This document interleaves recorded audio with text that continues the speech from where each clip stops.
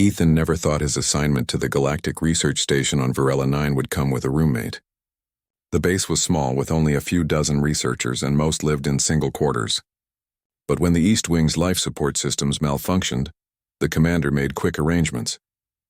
That's how Ethan ended up sharing his living space with a Solari biologist named Lyra. The first day they met, she stood in the doorway of the quarters with her long silver hair tied behind her head and a quiet expression on her face. Her skin shimmered like crystal glass, glowing faintly blue under the room lights. Ethan had seen Solari before, but never this close. Their species looked human from a distance, but up close, their features had a faint translucence, as if light itself lived under their skin. "You must be the human engineer," she said softly, her voice calm but distant. "They said I'd be sharing quarters with you for now." Ethan smiled awkwardly and nodded. "Yeah, sorry about the mess. I didn't expect company." Lyra looked around at the scattered tools and spare parts lying near his desk. She tilted her head slightly. "You build things. Fix things mostly," he said. "And sometimes break them trying to fix them again." Her lips curved just a little, maybe amusement, maybe politeness. Ethan couldn't tell. Either way, that tiny smile made the awkward silence easier to bear. The first week passed quietly. They barely spoke except for routine greetings. Lyra spent long hours in the lab, analyzing samples from the nearby forest. Ethan worked in the maintenance wing, trying to stabilize the failing systems that had forced them into shared quarters. When they crossed paths, it was usually over dinner in the common area, where she ate silently, studying the stars through the viewport while he tinkered with a small robot drone on the table. She fascinated him, not because of her looks, though it was hard not to notice how light seemed to dance around her, but because of how calm she always was. She moved like water, quiet, fluid, precise. Ethan, on the other hand, was messy, talkative, and constantly covered in grease. Yet somehow they coexisted comfortably. Two opposites sharing one tiny living space on a lonely station floating above a violet planet. One evening, Ethan returned from the lower maintenance bay, exhausted and covered in dust. The air felt strangely warm. He checked the thermostat, thinking the heating system was malfunctioning again, but it read normal. Lyra was sitting at her desk, her usually pale skin glowing faintly with soft blue patterns that shifted like ripples across her arms. "You okay?" he asked, noticing she looked tense. Her hands were clasped tightly together. She hesitated before replying.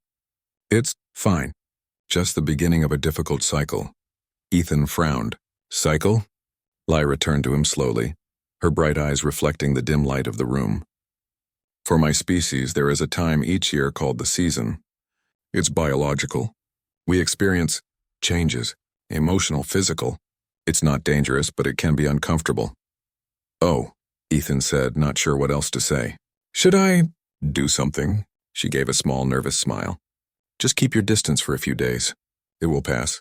He nodded, though curiosity gnawed at him. Humans had no such thing, at least not on that scale. He decided to respect her privacy and went back to his workbench. But as the night deepened, he began to notice strange things. The air felt thicker, almost humid. The room's ambient lights flickered softly, reacting to fluctuations in the power system. Or maybe, he thought, to something else entirely. Lyra stood near the window, staring at the glowing clouds of the planet below. Her breathing was steady, but her hands trembled slightly. Ethan watched from a distance, wondering if she was in pain. He wanted to ask again, but something about her posture stopped him. It wasn't fear, it was control. She was trying to hold herself together. The next day, the base alarm sounded briefly, then went silent. A message flashed across Ethan's console. Section 4, temporary lockdown. Airlock malfunction. "Crew to remain in quarters. Great," he muttered. "We're sealed in." Lyra looked up, her eyes faintly glowing. "For how long?" "Could be hours. Maybe a day," he sighed. "Of all the times for a lockdown." Lyra took a slow breath, her glow pulsing faintly brighter. "That's not good." Ethan noticed her discomfort. "Is there something wrong with the lockdown?" "It means I cannot leave," she said quietly. "And my condition is growing stronger." Ethan finally realized the full meaning of her earlier warning. Her species' season wasn't just emotional, it was biological. It affected the body, the senses, maybe even the air. And now they were trapped together in one small room until the lockdown lifted. For a while, they tried to ignore it. Ethan kept working on his damaged drone while Lyra meditated, sitting perfectly still with her eyes closed. But as hours passed, her control began to slip. The air shimmered faintly around her as if charged with static. When Ethan spoke, she flinched, her voice strained when she answered. "You're not okay," he said finally. "You're overheating." "I am managing," she whispered. "It's my body's way of adjusting." The pheromones in the air help regulate. She stopped, realizing she had said too much. Ethan raised a hand. "It's fine. You don't have to explain. Let me help cool the room at least." He began adjusting the temperature regulators manually, rerouting power from a backup line. The hum of the fans increased and the room's air started to circulate better. Lyra exhaled, looking slightly relieved. "Thank you," she said softly. "No problem. I've fixed worse situations.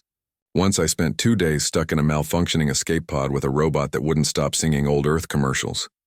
That made her laugh, a quiet, musical sound that surprised both of them. For the first time, Ethan saw her expression soften completely. It made the air feel lighter somehow. As night came, the situation grew harder. The glow of her skin brightened in rhythmic waves, and she struggled to stay composed. Ethan could see the effort it took for her to maintain control. He sat across the room trying to give her space, but when she began to shake slightly, he moved closer. "Lyra, do you need me to call medical?" he asked, worried. She shook her head. "They can't do anything. It's natural. I just need to stay calm. But the energy levels are reacting to my emotions. I can't stop it," Ethan thought quickly.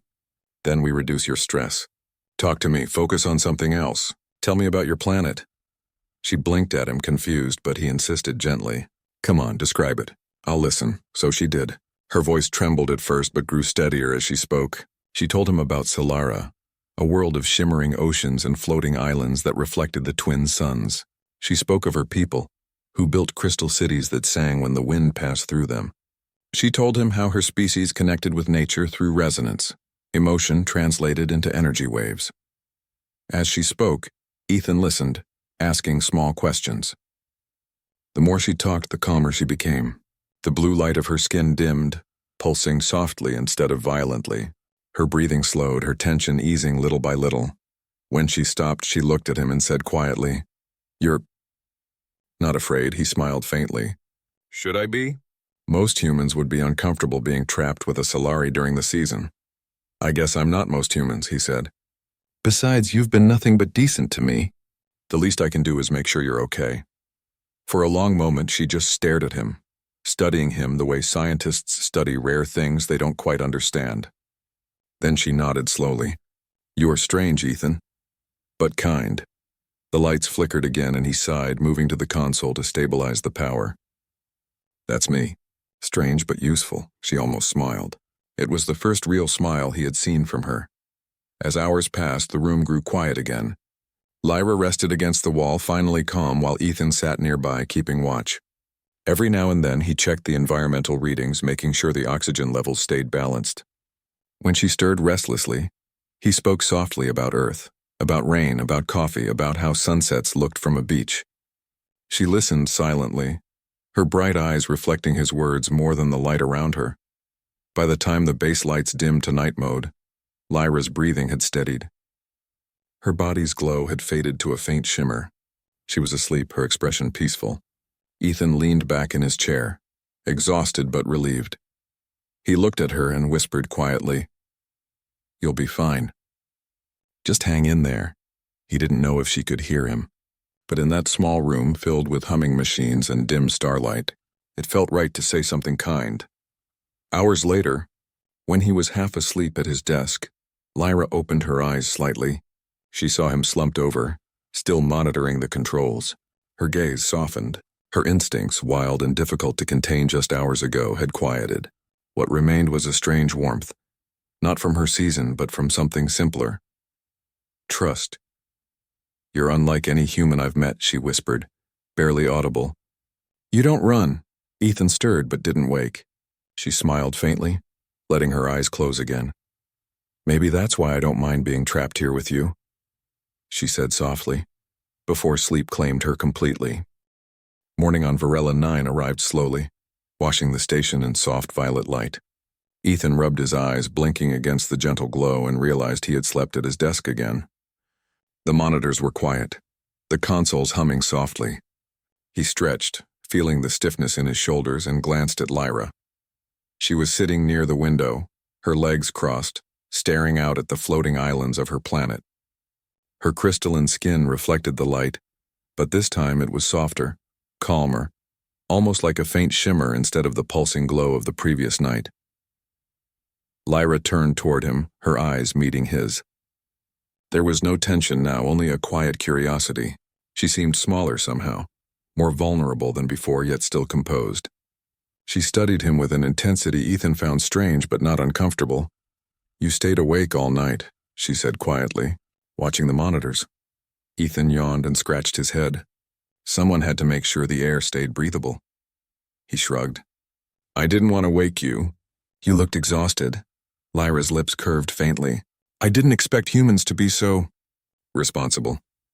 "You didn't leave me alone even when you could have." Ethan smiled. "Maybe that's what humans do best. We stay when it matters." Her eyes softened, and for a moment, Ethan felt the distance between them shrink. They didn't speak again immediately. Instead, they shared a quiet breakfast, the air between them calm and unhurried. The previous night's tension had passed, leaving only an unfamiliar closeness. Ethan realized he felt protective of her, not in a possessive way, but in the way one cares for someone who trusts you completely.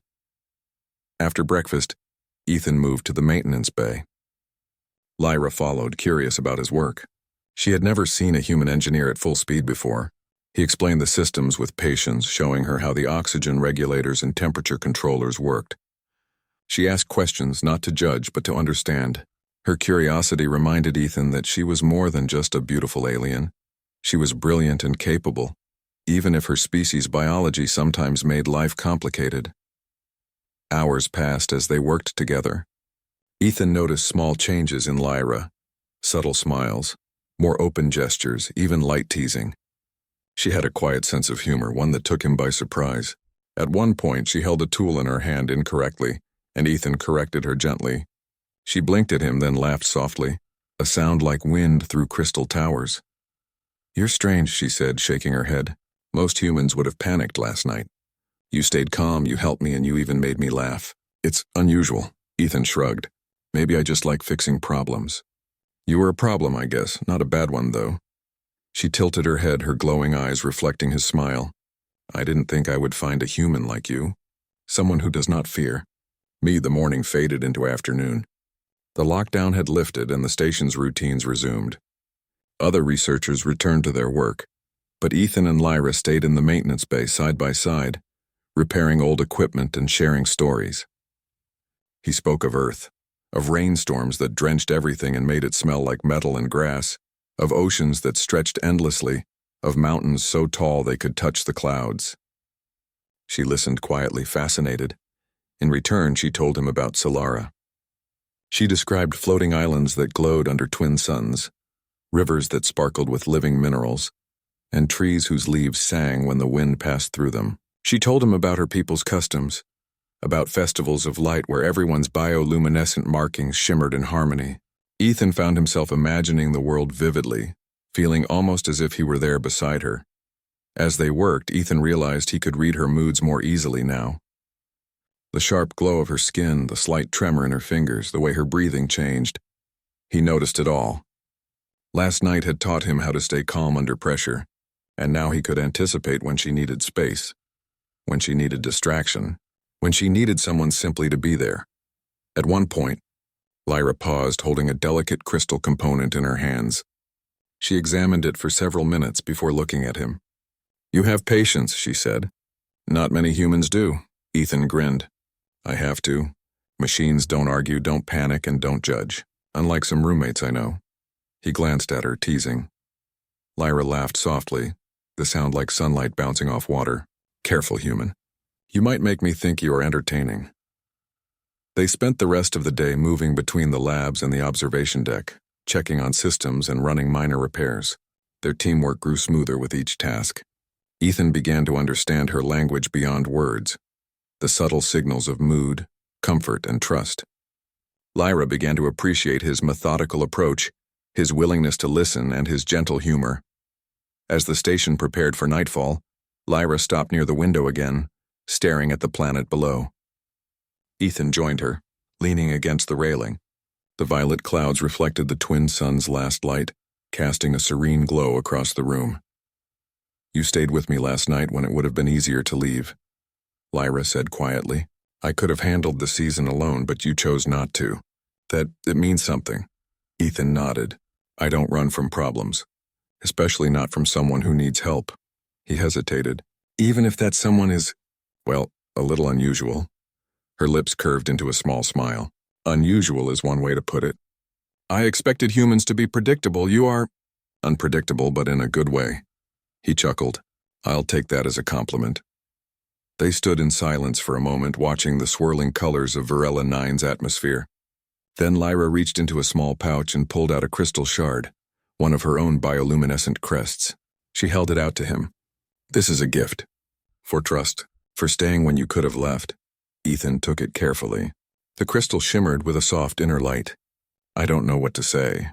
"Say you will continue to be human," she replied, smiling.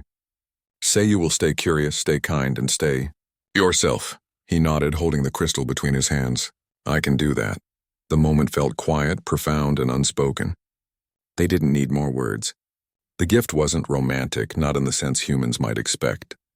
It was a symbol of connection, respect, and trust. A bridge between two very different species. The next morning, they returned to their work with a new understanding. They joked more freely, worked more efficiently, and shared small personal stories that had nothing to do with research. Ethan found himself imagining what life might be like if he stayed here longer, learning more about Solara, about Lyra, about the bond that had formed in such an unusual circumstance.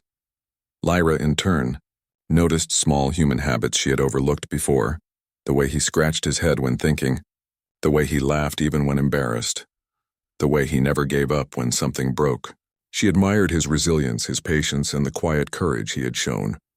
Humans were unpredictable, yes, but sometimes unpredictability came with bravery and compassion that she had never seen in her own species.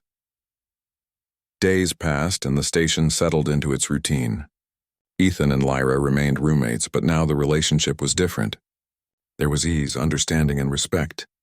The season had passed and the tension it brought was gone, replaced by a warm camaraderie that neither of them fully expected. One evening, Lyra leaned against the observation window again, watching the twin suns dip below the horizon. Ethan joined her and they watched in silence. "You survived the Solari mating season," she said lightly. "That's quite the human achievement." Ethan smiled. "Guess I'm learning how to handle cosmic roommates." Lyra laughed softly. "I think you're learning more than that. You're learning how to be reliable, how to care without fear, how to stay." He looked at her, feeling a quiet pride. "I'll stay. For research, for friendship, and maybe because it's more interesting than I thought." She looked at him, her eyes reflecting starlight. "Interesting is good. You have made this station feel less lonely." Ethan chuckled. "Well, someone has to keep it from being boring." They stood side by side, watching the stars swirl above Varela 9. For the first time, Ethan felt at home in this distant corner of the galaxy, not because of the station or the planet, but because of the bond that had formed between a human engineer and a beautiful alien roommate. And for Lyra, she realized that humans, though unpredictable, could be trusted.